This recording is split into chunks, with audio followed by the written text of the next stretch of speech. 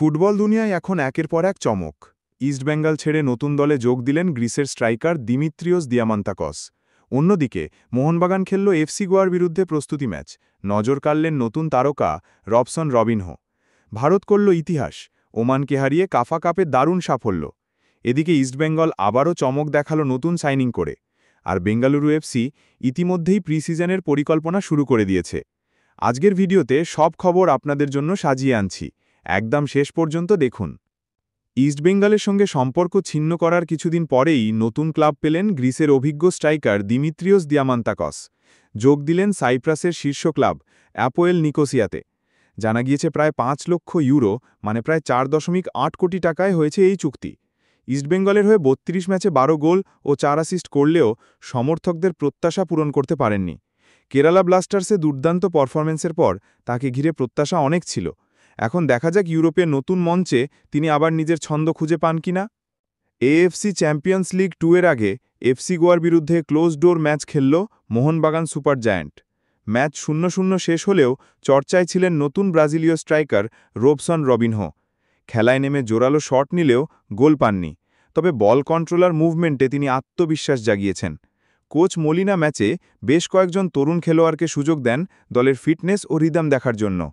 সবুজ মেরুন শিবির এখন প্রস্তুত বড় লড়াইয়ের জন্য। কাফা নেশন কাপে ভারত পেল দারুণ সাফল্য।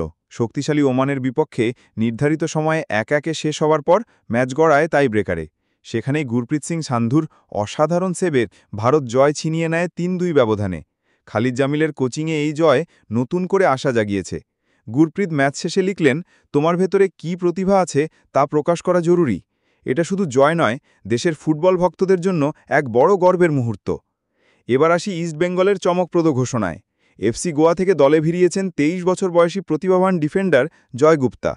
ইউরোপে খেলার অভিজ্ঞতা রয়েছে তার, আর গোয়ার হয়ে আইএসএলে ৪২ ম্যাচে করেছেন দুর্দান্ত পারফরম্যান্স। ক্লিনশিট, ট্যাকল, ইন্টারসেপশন সবকিছুতেই নজর কেড়েছেন। ইস্টবেঙ্গল কোচ অস্কার ব্রুজো বলছেন, জয় দলের রক্ষণভাগের নতুন প্রাণ সঞ্চার করবে। জয়ও যোগ দিয়ে বলেছেন, ডার্বি জিততে মুখিয়ে আছি। গত মরশুমে দারুণ খেলা সত্ত্বেও ট্রফি হাত ছাড়া করেছে বেঙ্গালুরু এফসি, তাই এবার তারা আর কোনো ঝুঁকি নিতে চাইছে না। খবর পাওয়া গেছে ১৫ সেপ্টেম্বর থেকে শুরু হচ্ছে তাদের প্রি-সিজন ট্রেনিং। আসন্ন সুপার কাপের জন্য আগেভাগেই দল ঝালিয়ে নিতে চায় সুনীল ছেত্রীদের কর্ণাটক ক্লাব। তো বন্ধুরা, ফুটবল মাঠের এই একের পর এক আপডেট কোনটা আপনাদের সবচেয়ে এক্সাইটেড করল? দিয়ামান্তাকসের নতুন যাত্রা, মোহনবাগানের নতুন তারকা, ভারতের ঐতিহাসিক জয়, ইস্টবেঙ্গলের নতুন সাইনিং, নাকি বেঙ্গালুরুর প্রস্তুতি? কমেন্টে জানাতে ভুলবেন না। ভিডিও ভালো লেগে থাকলে একটা লাইক দিন, চ্যানেলটা সাবস্ক্রাইব করুন আর পাশে থাকা বেল আইকনে চাপুন, যাতে পরের ফুটবল আপডেট মিস না হয়।